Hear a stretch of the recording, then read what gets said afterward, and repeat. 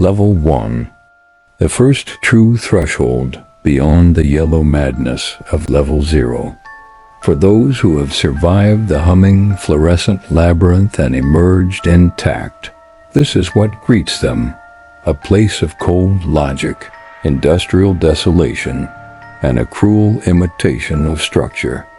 Gone are the soft carpets and mustard-colored walls, replaced with concrete floors, slick with moisture and steel beams that groan with the weight of unseen forces. The air is damp, heavier now, as if the dimension itself is pressing against the lungs of those unfortunate enough to wander through it. The environment of Level 1 is a sprawling warehouse that defies earthly architecture. The ceilings stretch high above with rusted piping and broken ventilation ducts, dripping condensation that echoes through the halls like a ticking clock counting the seconds until something finds you. Fluorescent lights still buzz overhead, but their glow is unstable, flickering intermittently and plunging entire corridors into sudden, unnerving darkness.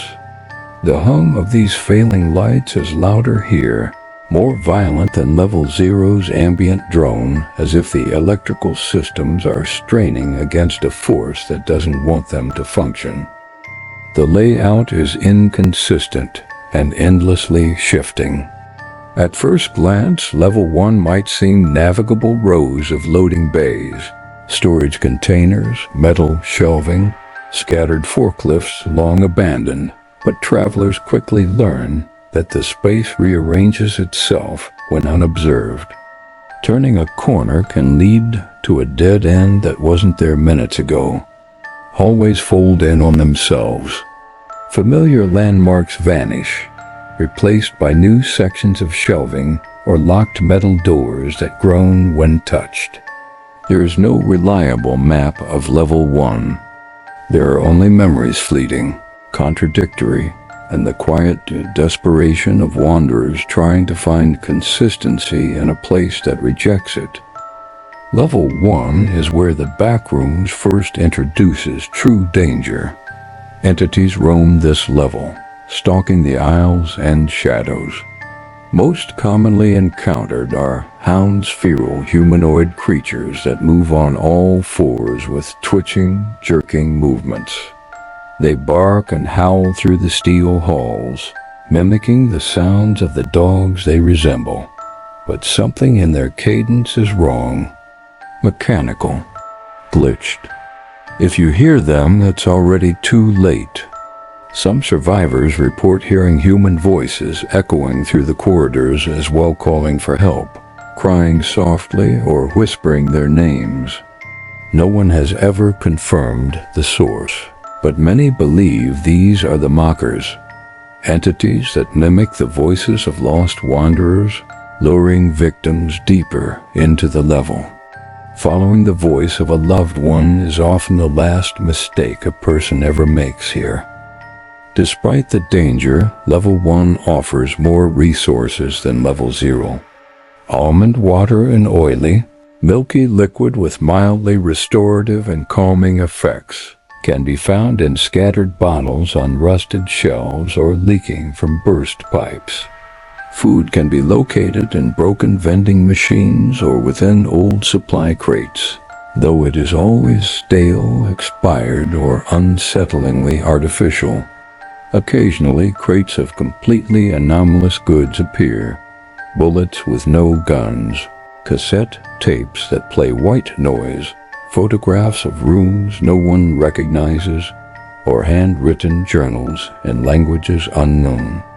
Time flows irregularly here. Days and nights are artificial constructs, dictated only by the flickering of the overhead lights. Base Omega, the first semi-stable outpost established by human survivors, exists on this level. It is maintained by members of the MEG, the Major Explorer Group, who have taken it upon themselves to study and map the Backrooms' countless layers. Base Omega operates like a frontier colony, fortified with makeshift barricades and constant surveillance. Its walls are lined with notes from travelers, supply inventories, and grim reminders of those lost. The MEG provides food, information, and a temporary sense of security to those who reach it, but they make it clear, no one stays forever. The level shifts. The entities evolve. Safety is never permanent. The temperature of level 1 fluctuates wildly. One corner may feel damp and cold, the next unbearably hot. Steam rises from floor grates in some areas, staining the air with a metallic stench. Electrical panels embedded in the walls sometimes spark or hiss when approached, and rumors speak of people being absorbed by the panels themselves vanishing in a flash of static, leaving only the smell of ozone behind. Mold grows in the darker corners, and some patches appear to pulse slowly, like they're breathing. The walls, though metal or concrete, are not immune to the voices. On certain nights, if such things can even be measured, you can hear whispers radiating from the surfaces themselves. They don't speak in words, exactly. They speak in ideas, suggestions, emotional impressions. Despair, hunger, endless movement. Travelers describe a sensation like being watched from the very steel around them, as if the level itself is aware, as if it's playing with them. Survivors learn quickly to keep moving, to walk silently, to conserve light. Flashlights are essential, but unreliable batteries drain faster here, and electronics sometimes die for no reason at all. Some believe level 1 drains energy from modern devices, feeding on their power. Watches stop working. Radios emit nothing but static. Only analog tools seem to survive for long. Compass needles spin in circles, and magnetism behaves erratically. There are rumors, as always, tales of hidden exit doors painted black, behind which lies a ladder to level 2. Stories of friendly voices guiding people out, though most who follow them vanish. Some say there's a pocket of daylight somewhere in level 1, a chamber where the sun shines and the wind blows, and the sky can be seen, but no one has ever provided proof. These may be hallucinations born of isolation, or worse, lures planted by the level itself. Not all who wander level 1 are hostile. Wanderers who survived level 0 sometimes band together, forming transient groups that travel together for safety. Some trade supplies. Others share knowledge maps sketched in charcoal, symbols scratched into concrete, codes whispered by torchlight. A few have gone mad, wandering in circles and carving spirals into the floor. They chant nonsense phrases. They see things no one else does, and yet they survive. Whatever insanity afflicts them, it also shields them from the worst of level 1's predators. No one knows why. There are moments of surreal beauty in level 1.